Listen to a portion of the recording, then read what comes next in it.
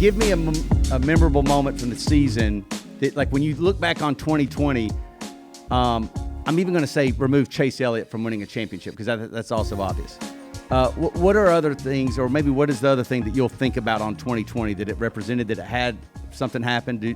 And it feels like you got to go back 5 years because it feels like a 5-year season all crammed into one because, Newman getting hurt at Daytona feels like an eternity ago. Yeah, that's what I was going to say. That was this year. Yeah, that's what I was going to say. Newman's wreck and then getting out of the hospital, 2 days later? Right. That feels like it was a lifetime ago. Yes. Right. Sure does. That was one, I think, for me, Bubba Wallace's Talladega weekend, or, the industry's Talladega weekend sticks out to me. I will always remember this year. And then you kind of hit on a couple other things that are probably just smaller scale, but still, like, we had an incredible rookie class. You had Cole Custer winning his first race. Tyler Reddick kind of established his footing. I thought that there were some really kind of cool little moments within the year that 2020 did give us. Yeah.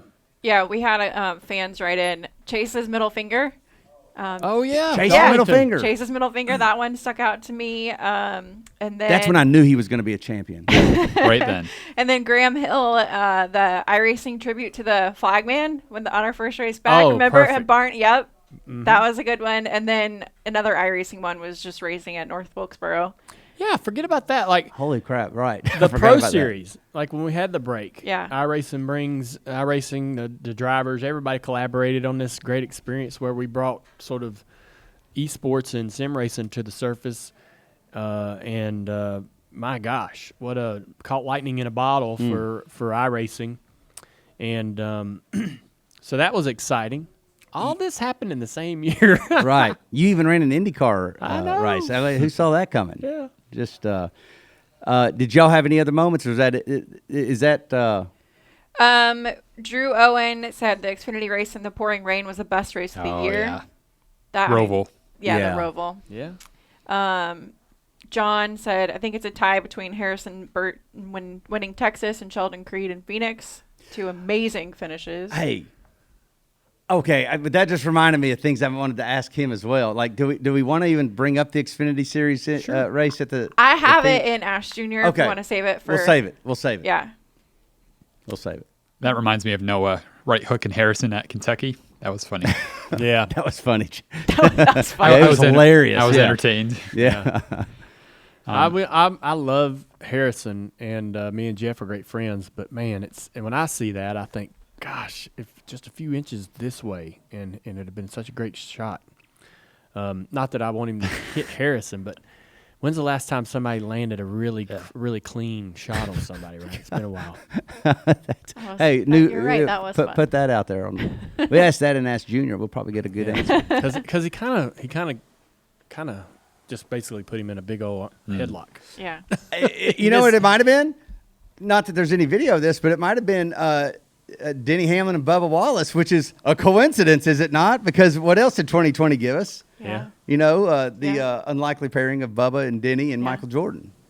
Wow. Yeah. Yeah, that was the other little piece of news this year. Yeah. Lisa, the Hall of Fame announcement.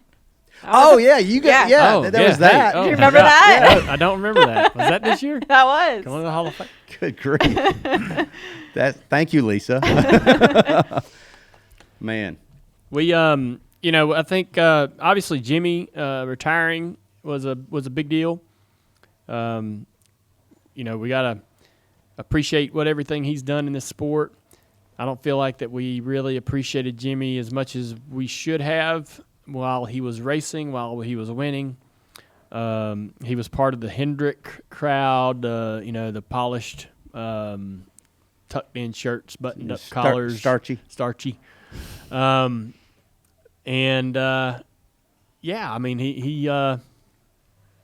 He did not get his due, in my opinion. Yeah, but I wonder that. But what does one have to get to get his due? Well, he won. Like Senna, Ayrton Senna. He was a god. Like people like he was beyond human. Oh. To people. Revered. People just worshipped this man because of his talent. You know, he was. You know, they worshipped him because he was, beyond human when he was in the car and just done just amazing things. Right. Same thing with Schumacher. Dad and Petty. I mean, how did people feel about them two? Right. Right. The King. They named Richard Petty the King. Right. Like. That's not just a nickname you just toss around. Well, the nickname is maybe important in the legacy conversation because, you had the King and you had the Intimidator, but Jimmie never got strapped with a kick-ass name. Yeah. Did he? He didn't get his due. That's interesting. Yeah. And I feel I don't feel sad for Jimmie. I just feel I guess a little disappointed that we didn't we didn't sort of enjoy that while it was here because I feel like the further removed we will be from Jimmie's career, the more we're going to miss him and the more we're going to go, dang, man, that was, we didn't know what we had. Well, Chad Knaus made that point pretty clear last week when he was talking about, Jimmie, we need a 10th, or Jimmie, we need 2 tenths, and he's never seen anything like it where he could go get it. He'd go get it. Nothing's changed on the car. He'd go get it. I mean, like, who can do that? Yeah. Before Jimmie won 5 championships in a row, Cale Yarborough had won 3 titles in a row in the late 70s. Most everybody in the industry, regardless of the format, whether you were running under the original championship format or the new chase, playoffs, elimination, all those things, nobody ever even considered to think that somebody might tie or break that 3-in-a-row record by Cale Yarborough. Not only did Jimmie tie it, Jimmie would go on to win 5 championships in a row. And that just happened a decade ago. Can you eat, what do you give Chase Elliott in odds to go win 5 straight? Yeah. None. Small, yeah. That's what Jimmie did. It's amazing. It doesn't register. I know you guys are understanding it, but it doesn't register with people how unreal that is. Well, yeah, it's impossible to know the enormity of the mountain if you haven't climbed it yourself or you haven't experienced something like that. That's what it's so hard to relate to what that type of accomplishment even is. And the rules changed year to year on how to get to the title, how they added up the numbers, how you won the championship. Jimmie won it under multiple formats. Mm-hmm. And, so I think he could take even more pride in that. No matter how they stacked the pins at the end of the alley, he knocked them all down year after year and did something that none of us, again, not only did he do the 5 in a row, but he tied Dad and Richard Petty to win 7. That was another thing that everybody thought was completely safe. Right. No one was ever going to join Dad and Rich. Those were 2 guys that were going to be on that mountain by themselves forever. Mm-hmm. And Jimmie went and did it. Mm-hmm. And so the fact that he is squeaky clean, not an ounce of controversy, not one mistake, not one off-track incident, no arrests or DUIs or ignorance. Yeah. Not one piece of film or audio of him being disrespectful to the media, to a fan. There's nothing. He had the audacity to be a good person. It's I mean, yeah. Also, almost an impossibility when you think of today's climate and. And Jeff Burton or somebody was on the broadcast said, or I think it might have been Latard, I don't know, but they were like, the same guy that I met the first time I ever met him when he came into this sport before he ever was driving an Xfinity Series is the same guy that I know today. He's the exact same guy. Imagine how incredible that is that you pick anybody you want to pick that you know, set them down, and start pouring money into their pocket year after year after year.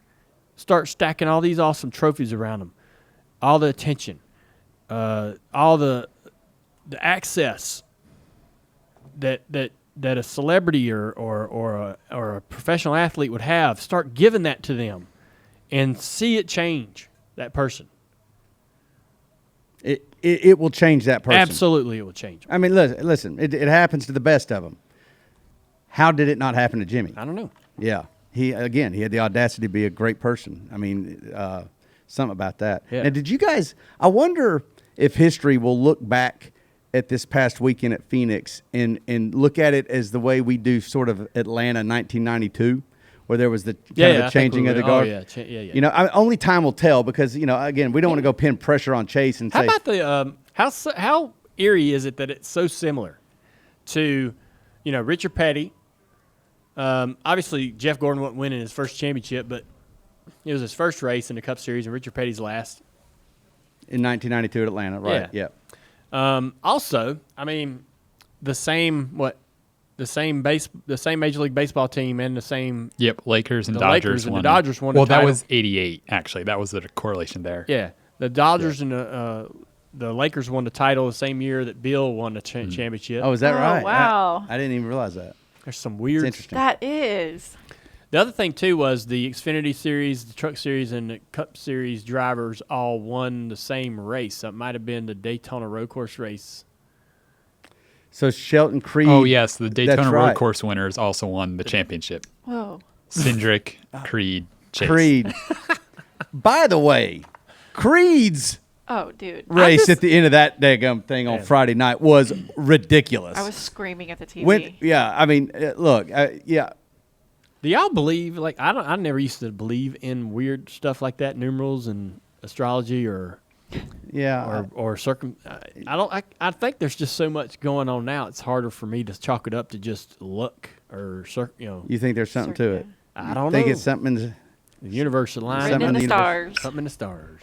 See, I don't know. I never believed in any of that stuff, but I'm starting to wonder, like, because there's a lot of anomalies and there's too many occurrences.